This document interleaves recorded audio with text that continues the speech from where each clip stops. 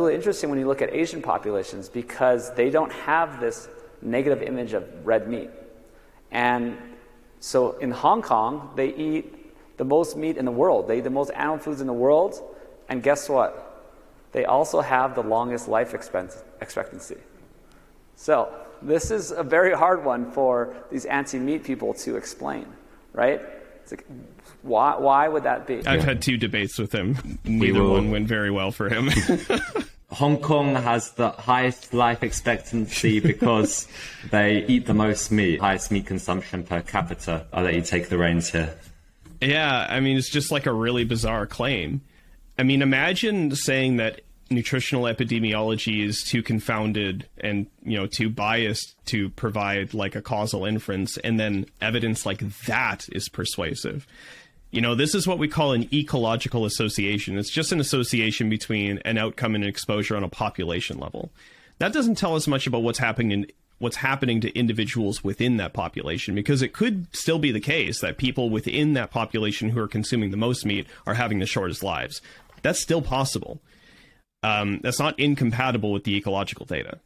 So we would actually need to do a further investigation and actually look at individual outcomes in that population to get a more granular, more high-resolution idea of what's going on. But also, there are some additional challenges to this. Hong Kong did not have high meat intakes until like 1975, 1980, and the people born at that time would only just now become old enough to get like cardiovascular disease, for example. So they haven't even been eating that much meat for long enough for it to show population level deleterious effects. So it's just more kind of fantastical kind of fairy tale thinking.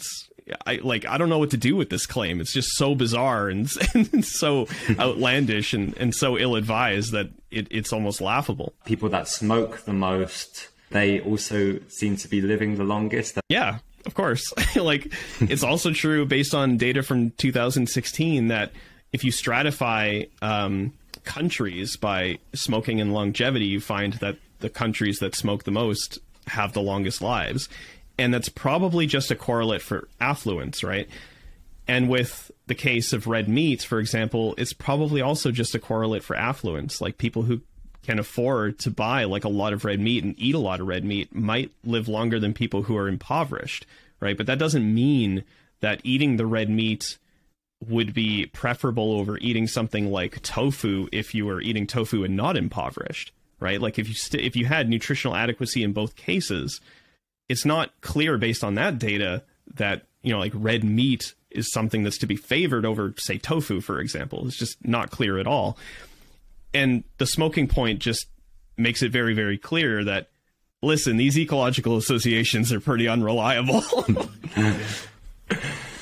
I think you did look at the population of Hong Kong, and the ones that consume the least red meat, they're the ones that seem to be living the longest. Yeah, there is one study. I think it's called, oh God, I'm going to screw this up. It's called like the Mr. and Mrs. OS study.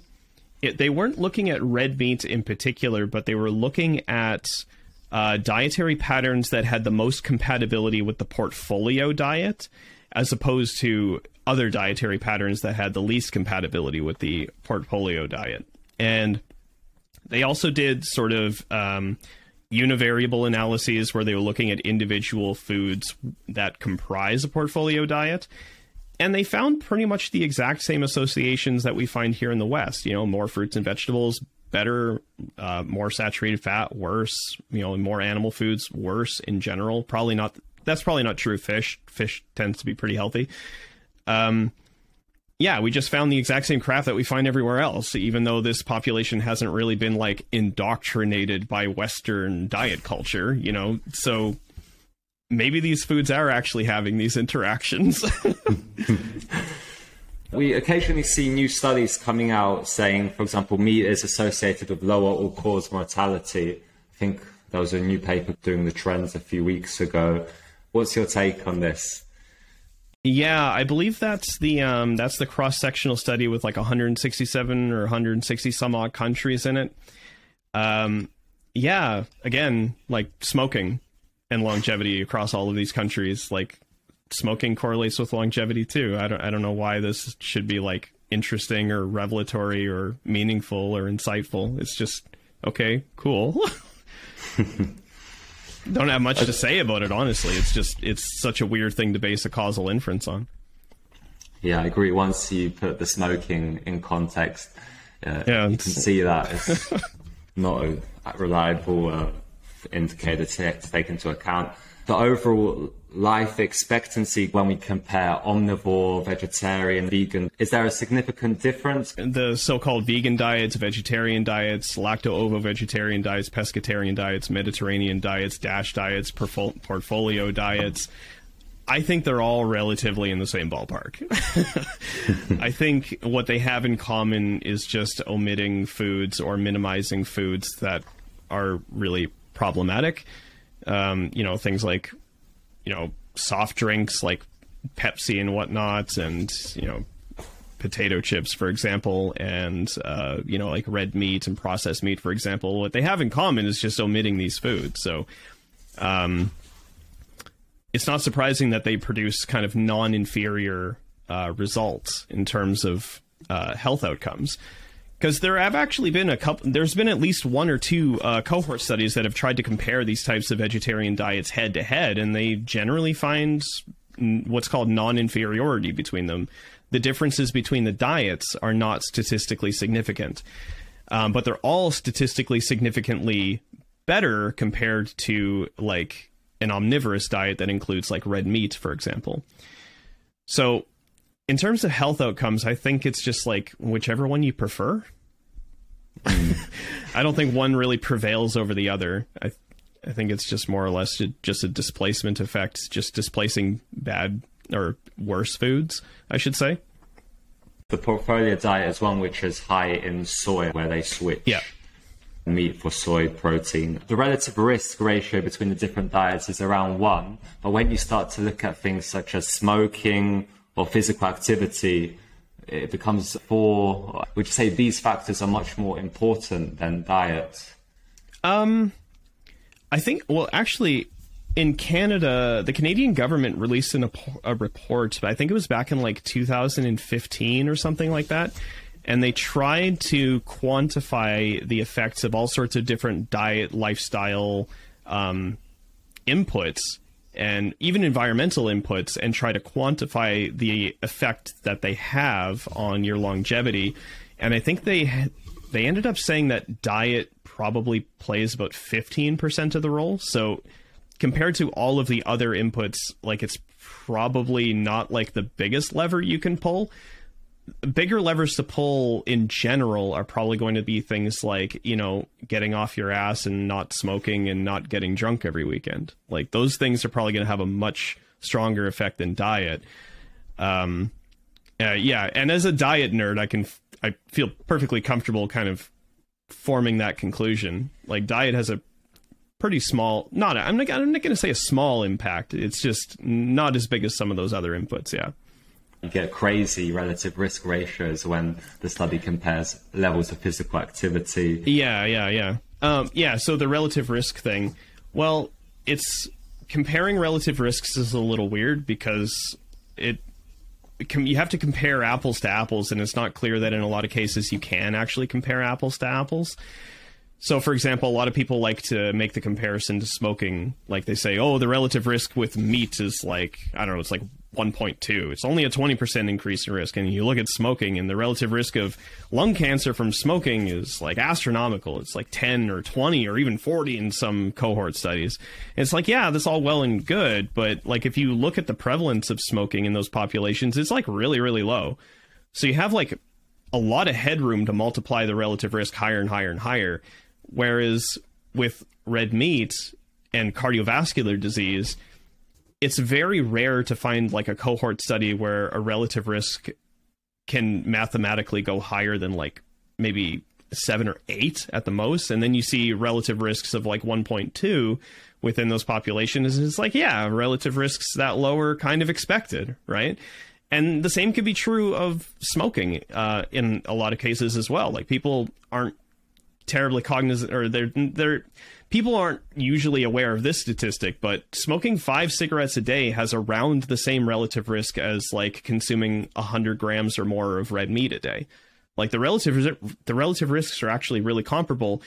And there's an additional like kind of piece of confusion here, or something that makes the associations not so clear, is that the smoking literature is like really notoriously under adjusted. They don't really take diet into consideration at all in much of the smoking literature, but the diet literature almost always takes smoking into consideration.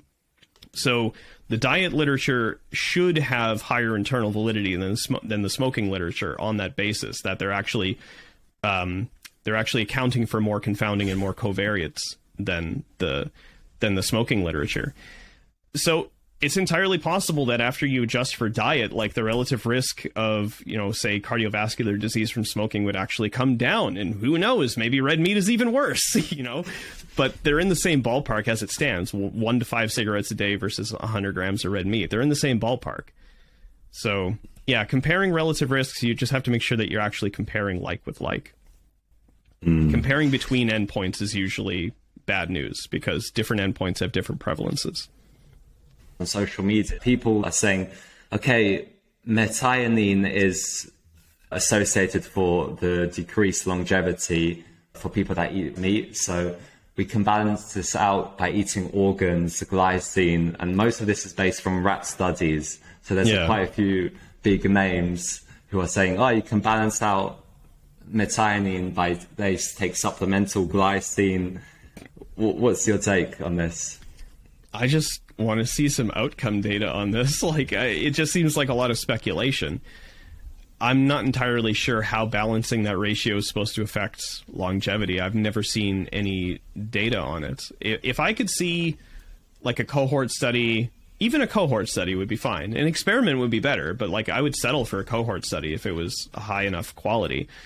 If they were to just look at, say, listen, who consumes the most methionine, and does this have an effect after you adjust for glycine? And if the effect is rendered non-significant after adjusting for glycine, then there's interaction there, more than likely.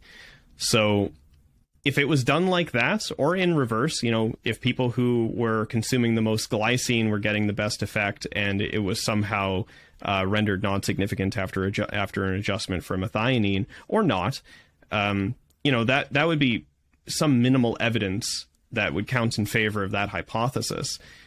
But for now, I just don't know what to do with it because I haven't seen any outcome data to support this notion of a ratio.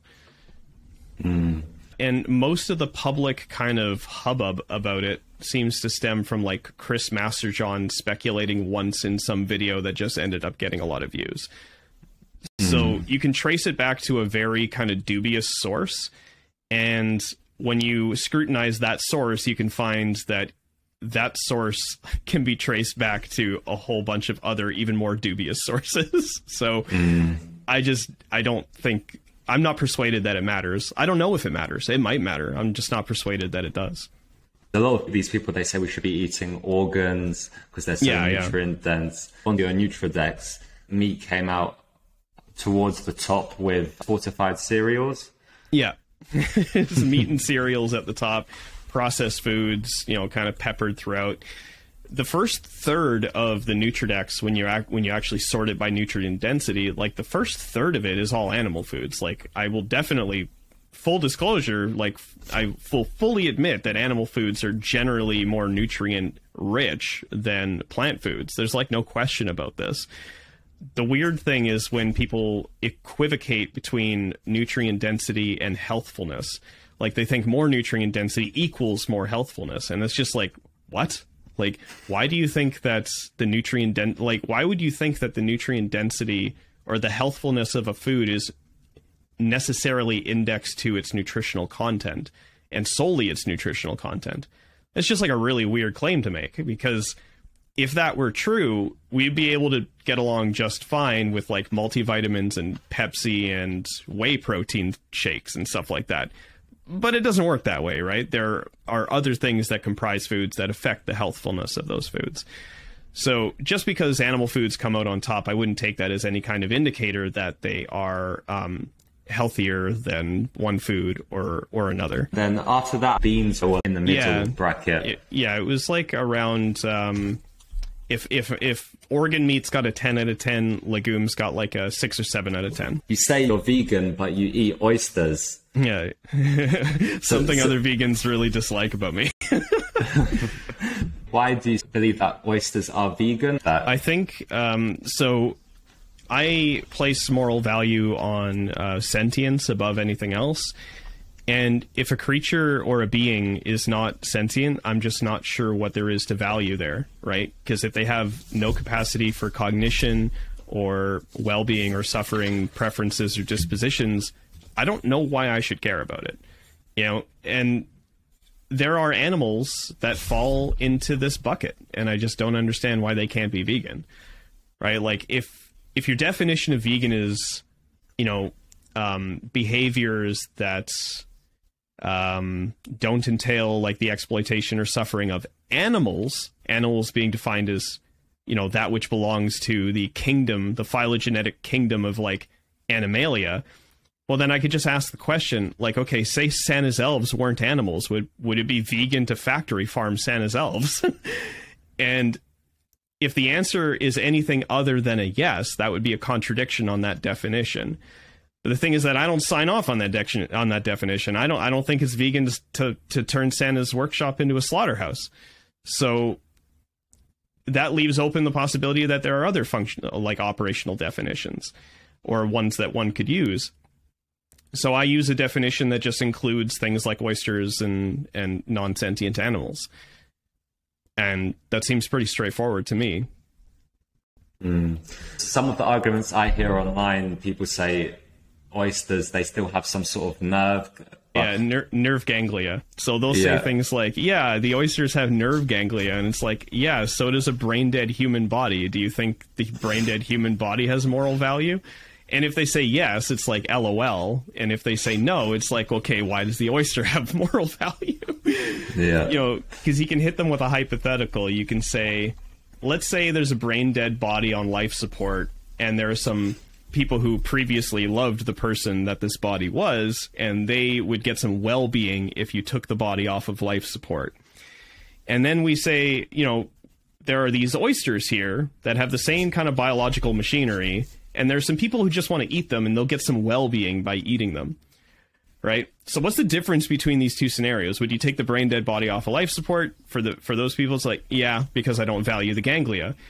And by extension, yeah, I think those people should just eat the oysters. They would get a lot of well-being out of them. And I think that well-being probably supersedes the oyster's rights. I don't even know what it means to give rights to something that isn't sentient. Like, it's just so bizarre to me to think that oysters aren't vegan. Some people say, oh, we don't exactly know what they feel from the nerve ganglia. I mean, that's just begging the question, right? Because it's already supposing that there's feeling before it's even been established that there's feeling, right? We don't know what they feel.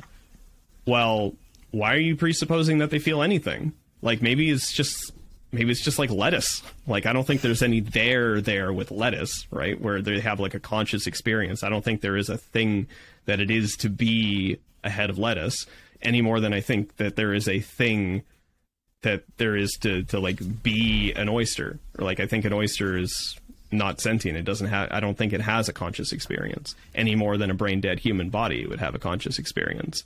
Your criteria for sentience is if something has a central nervous system. I mean, there are a bunch of like correlates for sentience, and it's very difficult to kind of unravel. But if sentience can be soundly inferred to, I would give it at least the benefit of the doubt, right? Like, I think we can soundly infer to sentience for things like cats and dogs and human beings, of course.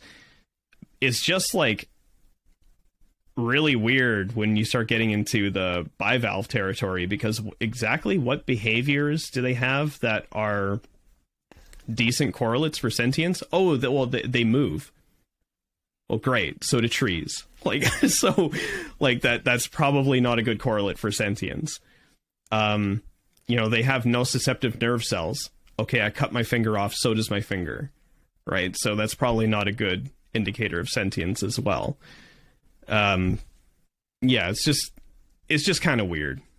the whole oyster thing. I think I caused something not too long ago, about 5 months ago or so, on social media, and people in the vegan community started calling it Oystergate.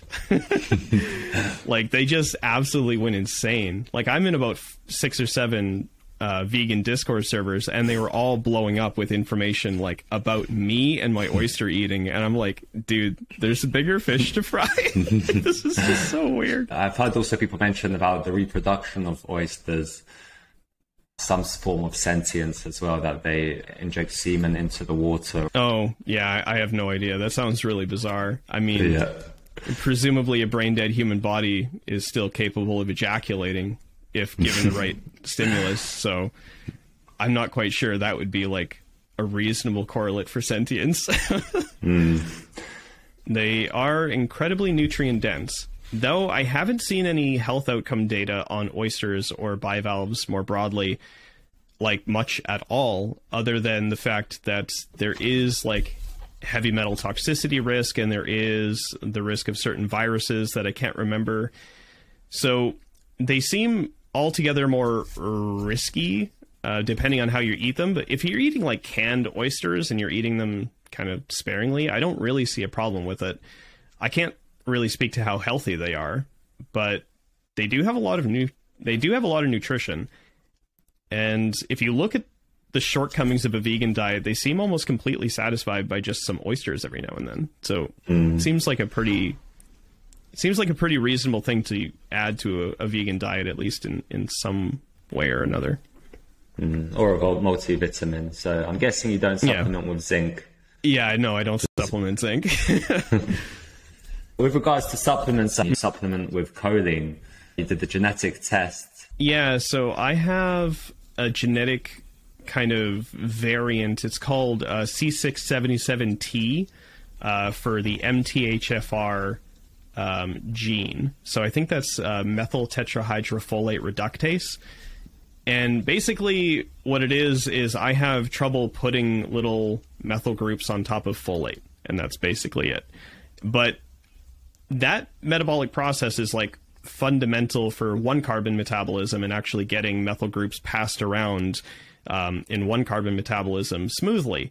If you can't put the methyl group on folate, it kind of gets backed up. And I don't know whether or not that's a good thing or a bad thing. I haven't really seen a lot of health outcome data on it.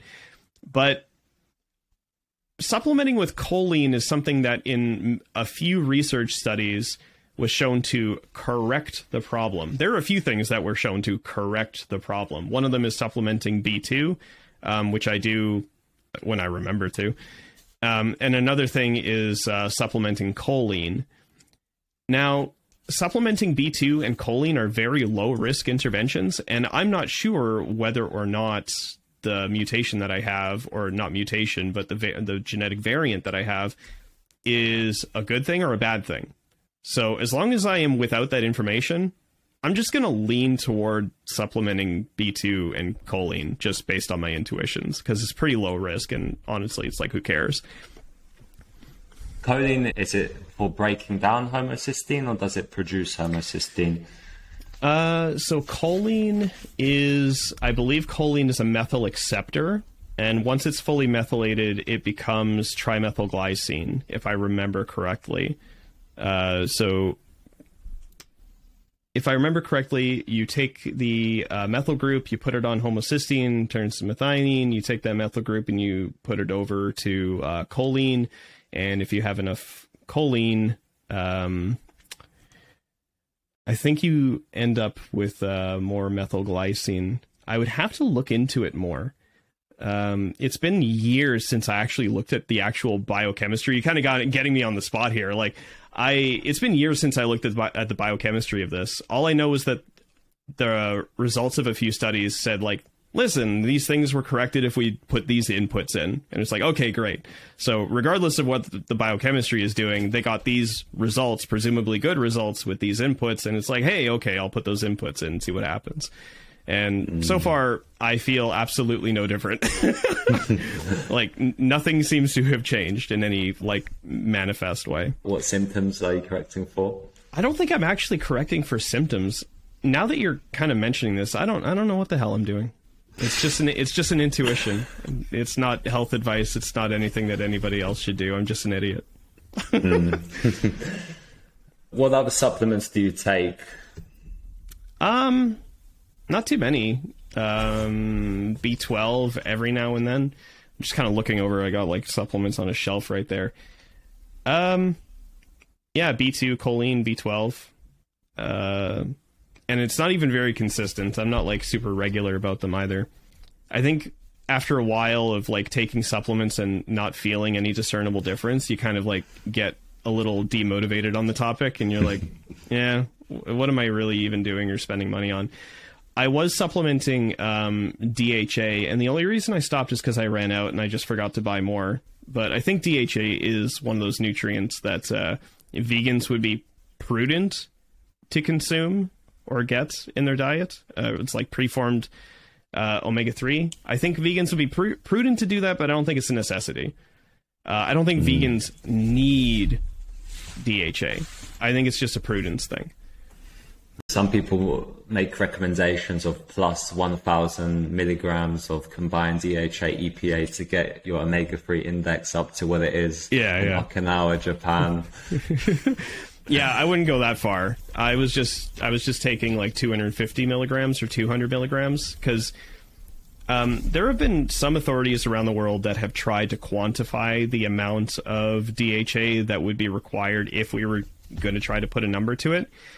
And across these authorities, I think there was a paper on this. There were like 30 of these authorities worldwide. They're all like kind of nutrition kind of authoritative bodies in nutrition, and they all kind of gravitated on this idea of like 200 to 250 milligrams a day of DHA is what should be required, which is a trivial amount. And you don't, based on those, I mean, like, I'm not sure where the evidence is for like taking like a gram or more of DHA a day. I think that's probably unnecessary. Something on social media making the rounds is these trace minerals such as boron. Have you looked into this stuff? Seems like a lot of speculation. People like to always make new trends. Yeah, there's a lot of speculation about like trace minerals and stuff. One of the funnier ones is speculation about the essentiality of dietary silica, which you can read about in the literature. Some people say like, listen, like your bones preferentially sequester silica in like these really predictable ways. So clearly it must do something, like it must serve some biological function, right? It, can't just be there by happenstance. I don't know what to think about it. Maybe there is like essential dietary silica. I have absolutely no idea. I haven't really looked into the essentiality of these different trace minerals or anything like that.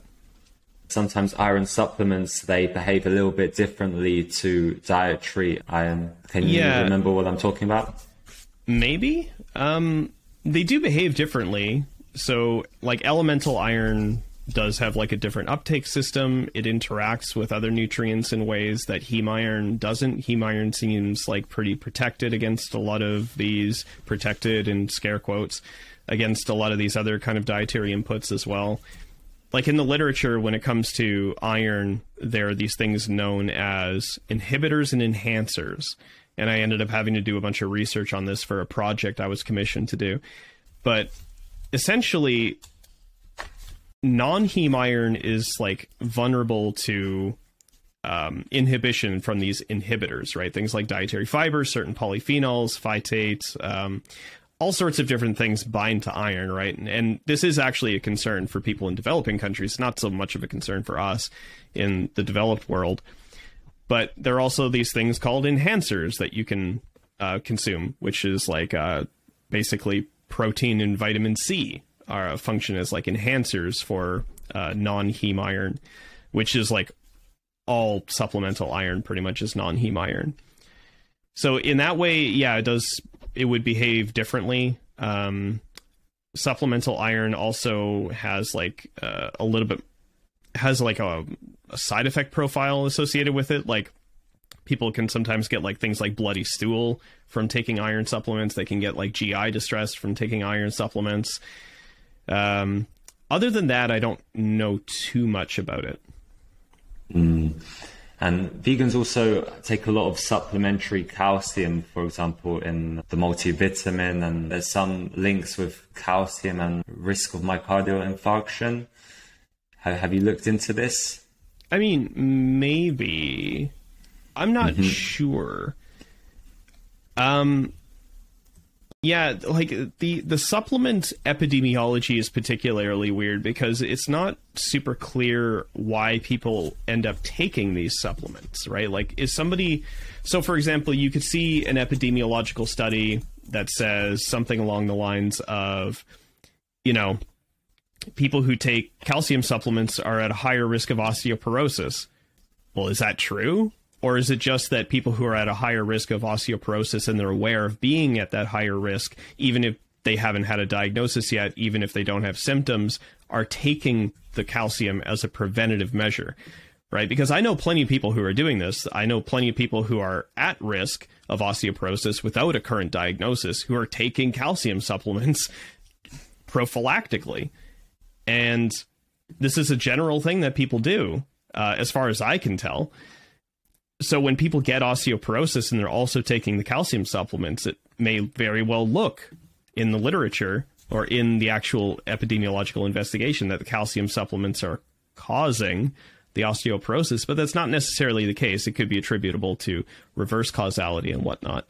So I would take, like, my general sort of attitude toward the supplement epidemiology, for example, is take it with a grain of salt, and the supplemental literature in like experimental literature, supplemental experiments in nutrition science are notoriously kind of bad. So I don't know what to think about it. I don't know if supplemental calcium increases the risk of anything. I have no idea. I do know that taking the supplement provides a nutrient, and that nutrient definitely prevents a number of diseases. So it would seem to be the case that the supplement should decrease the risk of those diseases, right? But beyond that, I can't really say. Like, I don't know. It's just kind of speculation because none of the data that we have on it is particularly good. At least from what I can tell. It seems strange that the supplement, the mineral, it will behave different just because it's in the capsule. Just because it's a supplement. Yeah, it does seem kind of strange to believe that. Thanks a lot for tuning in. You can support Foolproof Mastery in a number of ways. First of all, please subscribe to our YouTube channel and leave a review on Apple Podcasts with an honest opinion of what you think. Leave plenty of comments on YouTube and share with your friends, family and colleagues if you feel that you have learned something new in order to keep on getting the knowledge out to as many people as possible. Finally, keep on living every day to the maximum and see you next time for another episode. Ciao.